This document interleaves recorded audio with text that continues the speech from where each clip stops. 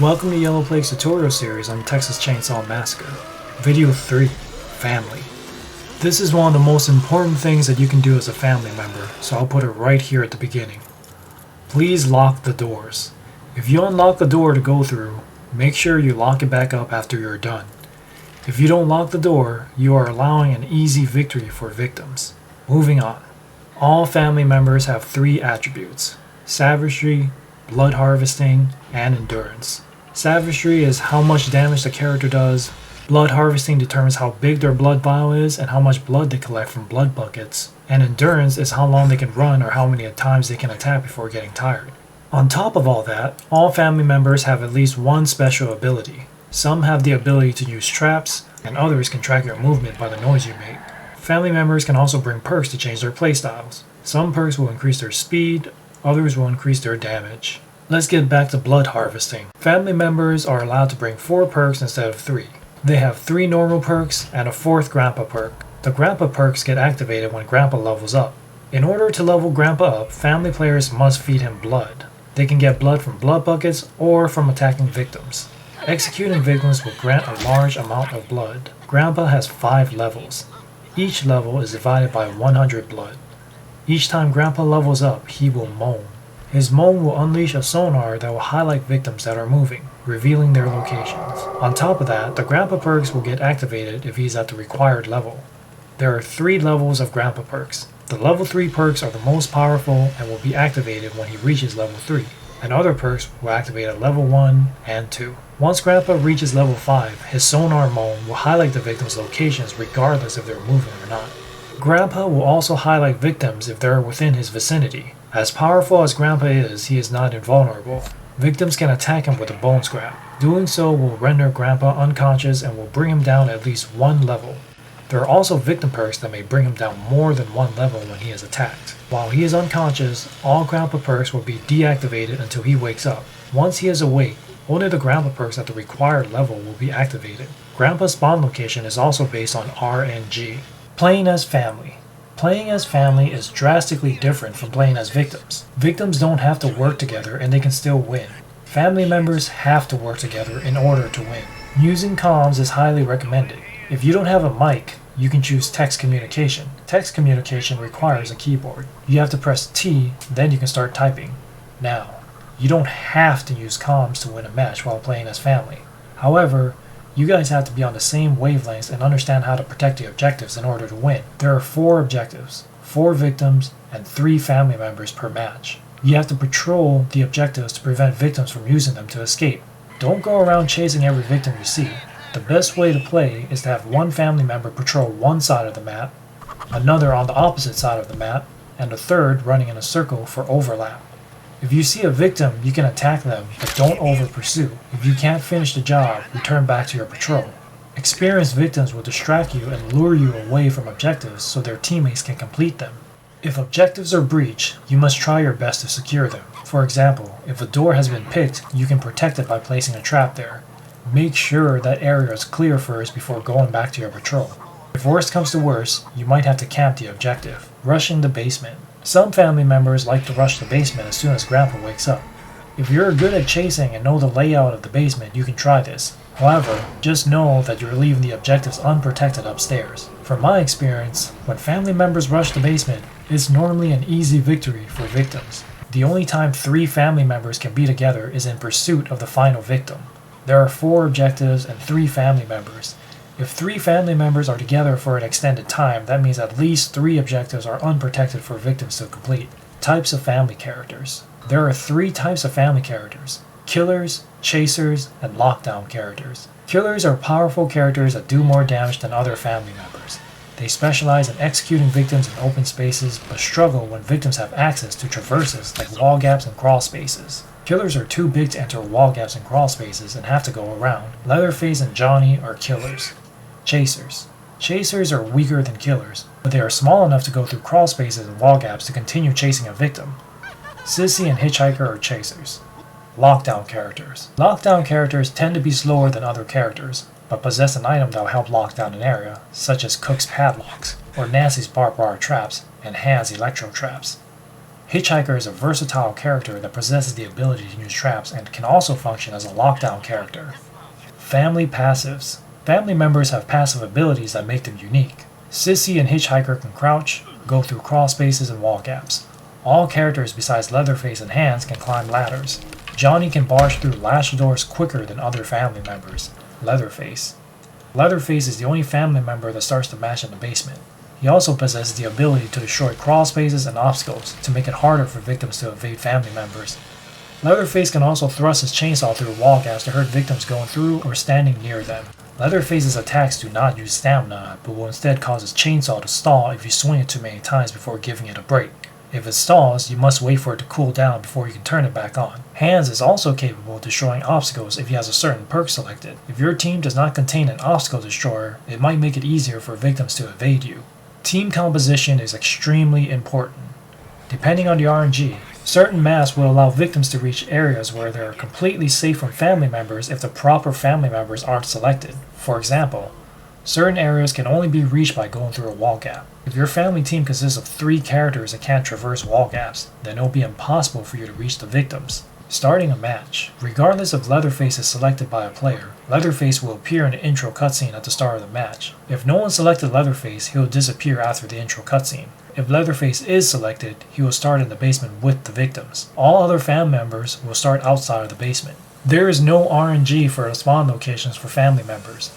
All family members will spawn at the same location every time for the respective maps. For example, Hitchhiker will always spawn at the car battery area for the gas station, but will always spawn at the generator area for the slaughterhouse.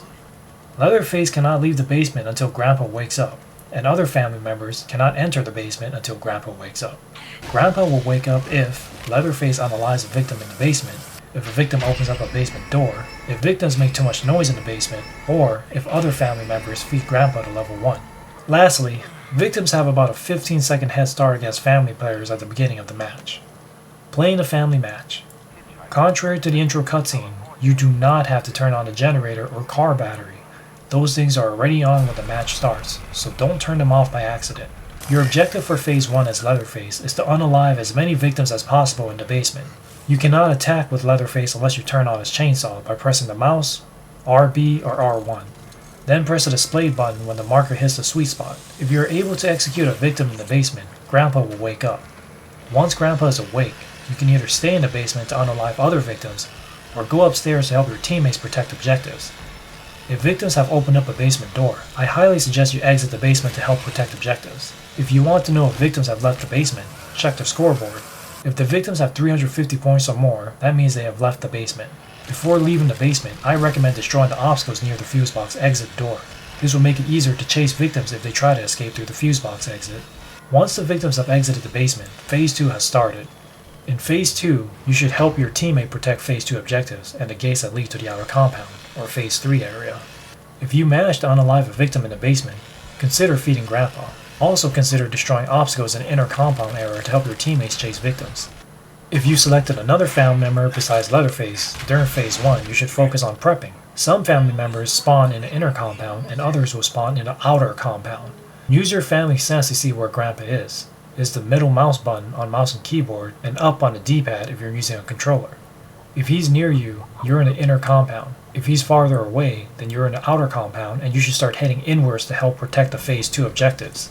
You can collect some blood from the blood buckets on your way to the inner compound. Make sure to lock every door that you open as you head towards the inner compound. Once you're in the inner compound, you should lock the area down, i.e. putting up padlocks, setting up traps, etc. You can also feed Grandpa if you collected blood. If Grandpa wakes up really early in the match, you should skip collecting blood and immediately focus on locking the Phase 2 area down. Do not waste time collecting blood if victims woke Grandpa up by rushing the match. Once Phase 2 has started, you should focus on protecting Phase 2 objectives and the gates that lead to the Phase 3 area. The spawn locations of the objectives and the objective items are based on RNG. The Phase 2 objectives are normally the valve tank and the fuse box. Nancy's house also contains a generator objective in the Phase 2 area. Family house will also sometimes have the valve tank in the Phase 3 area. If the victims have attached a valve handle to the valve tank, you will hear an audible noise. This is your cue to pay attention to the valve tank. If victims have successfully turned the valve tank on, it will make another audible noise.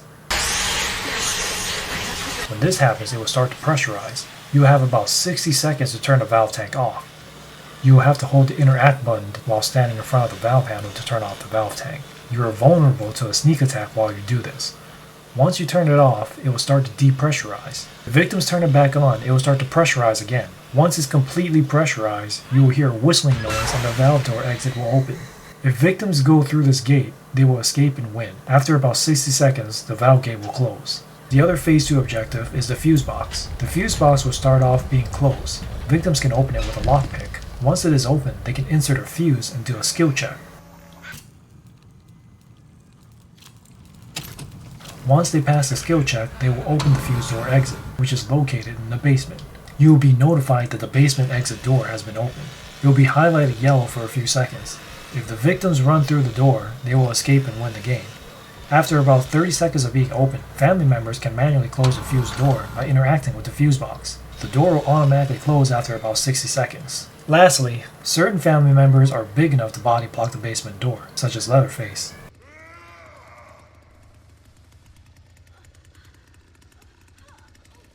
If victims have picked the outer gates open, then Phase 3 has started. The outer gates protect the car battery and the generator objectives for most maps. The car battery and generator are both attached to a metal grid. In front of the metal grid is normally a locked fence. If anyone steps on the metal grid while the car battery and generator are on, they will get shocked and fall down. Certain family members may be immune to getting shocked from the metal grid if they have the rubber boots perk. Most victims will pick the gates open first before turning off the battery and generator. If the car battery and generators are turned off, they will make an audible noise.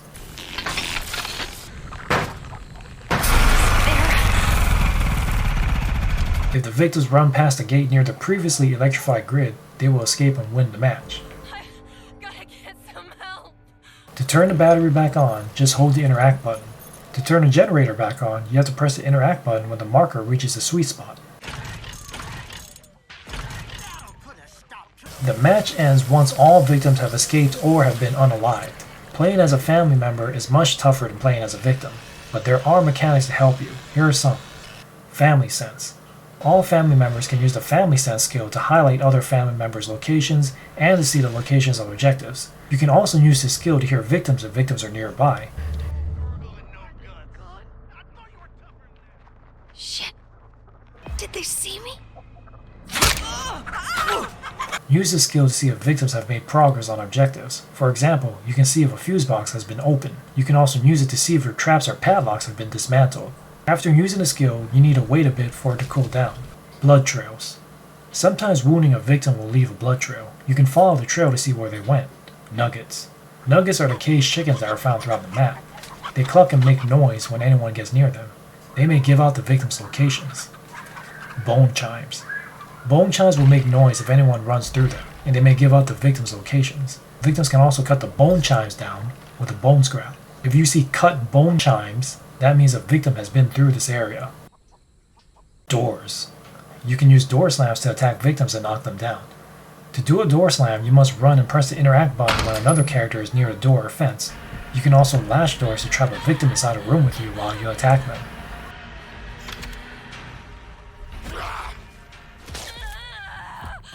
Blood buckets. You can level up Grandpa by feeding him blood from blood buckets. Doing so will activate his Grandpa perks. Level him up to level 5 to find the victim's locations. Bushes. Characters like Hitchhiker and Sissy can crouch and hide in bushes.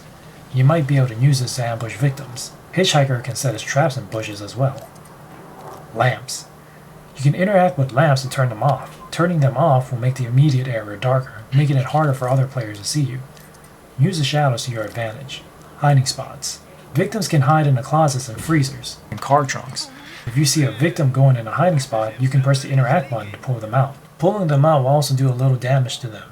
Sissy can also hide in a hiding spot and ambush victims. Crawl spaces. Some family members can close up crawl spaces by holding the interact button. Victims will have to open them back up if they want to use them. Powder stations. Powder stations exist for Sissy and Nasty to refill their abilities. Hold the interact button to refill your abilities.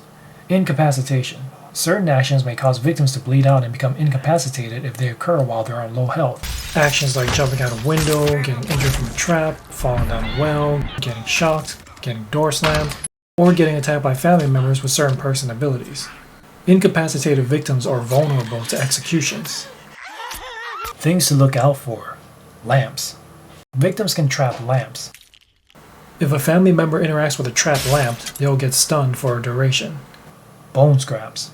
Victims can arm themselves with bone scraps to attack family members. Victims can get behind family members and do a sneak attack with a bone scrap, stunning them for a duration. Victims can attack all family members except Leatherface from the front with a bone scrap. Doing so will start a close encounter or grapple. When this happens, both players have to mash the displayed button as fast as they can. If the victim player wins, they will attack the family member, leaving them stunned for a duration. If the family player wins, the victim is eliminated from the match. The less health victims have, the less likely they are to win. Victims can also use bone scraps to disarm traps.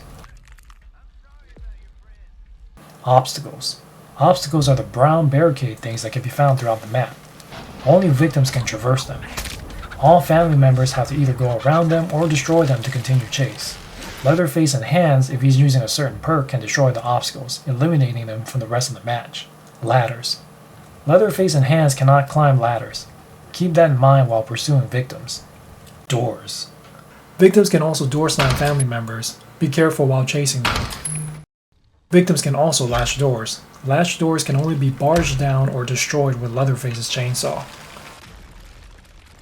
Windows. Some maps have windows that victims can jump through. Jumping through windows can help them escape family members or may lead them to a new area. Family members cannot jump through windows and have to run around them. Health potions. Victims can use health potions to recover some health. Consider poisoning them if you're playing as Sissy. Wells. Victims can climb down wells to evade family members.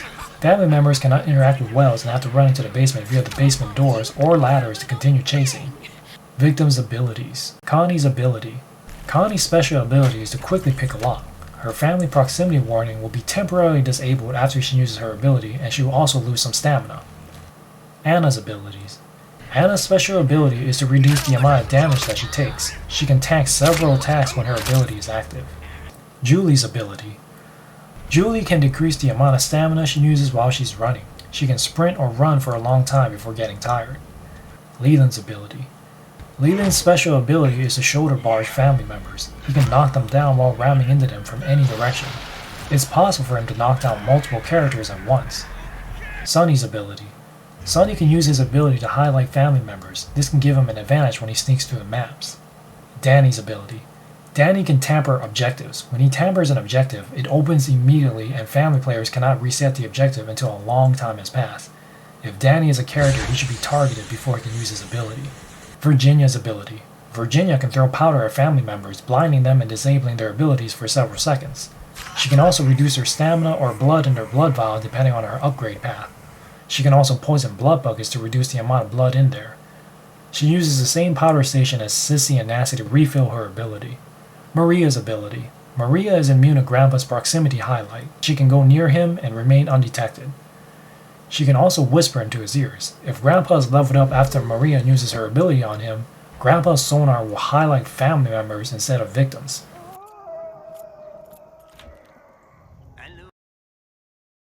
Did you know? Did you know that originally, family members had to turn on a car battery and generator at the beginning of the match? This was patched out so now the battery and generator are already on when the match starts, saving family members precious time. They haven't updated the pre-match cutscene though. So, what do you think of playing as family members compared to playing as victims? Which side is harder to play? Let me know in the comment section. This concludes my tutorial on playing as a family member. If you want to see a mock match showing many of the mechanics mentioned in this video, check this video out. If you want to learn how to play as victim, check out this other video. Hope you enjoyed watching and learned something from this video. Thanks for watching, and see you in Texas.